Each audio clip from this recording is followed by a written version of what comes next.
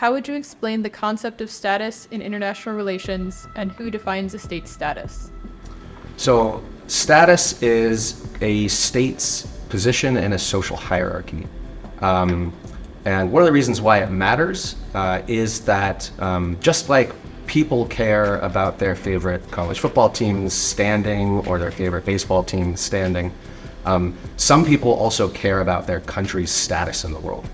And this points to a complication that's raised by the question, right? Which is that in sports, standings are pretty clearly articulated, and it's more complicated international politics. So in theory, status depends on recognition, and in particular the recognition of significant relevant others, so other states, and especially other powerful states. But it's entirely possible that states might disagree about a country's status. The abstract of your read-ahead ends with the statement that there is indeed significant empirical support for the contention that international status drives variation in national pride. Is this drive unidirectional, or does variation in national pride also impact international status? It is absolutely the case that there are good theoretical and empirical reasons to think that the direction of the relationship that I described in the paper is bidirectional. So not only does status affect identification and national pride, but national pride may also influence a country's standing.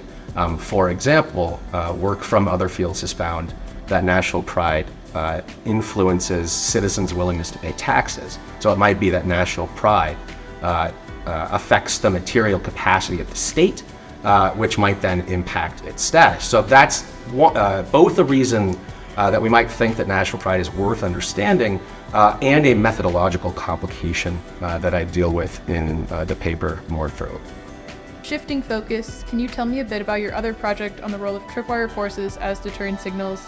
So what are tripwire forces, and how do they meet the balance point between credible deterrence and triggering a security dilemma?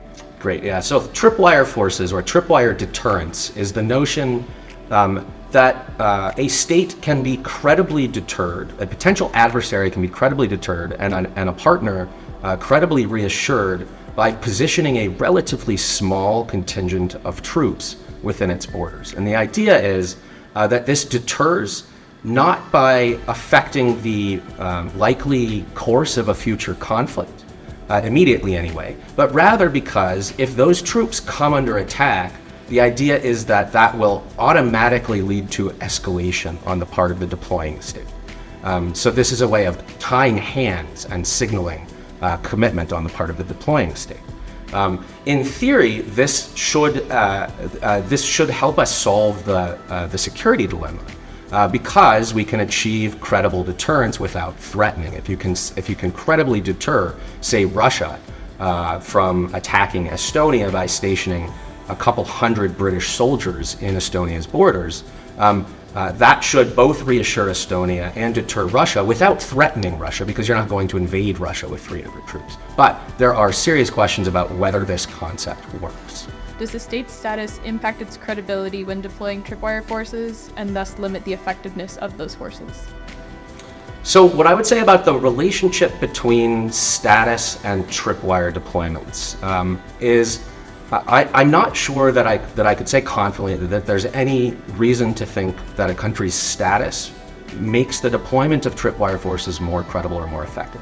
What I will say is that one of the ways that leaders often think that tripwire deployments work is that they engage their countries or their own prestige, and that's one of the reasons why they think that if those troops come under attack, they must be avenged or the conflict must be escalated. And it also can make withdrawing those troops from places where they've been deployed difficult. Again, though, this is an assumption that leaders often make.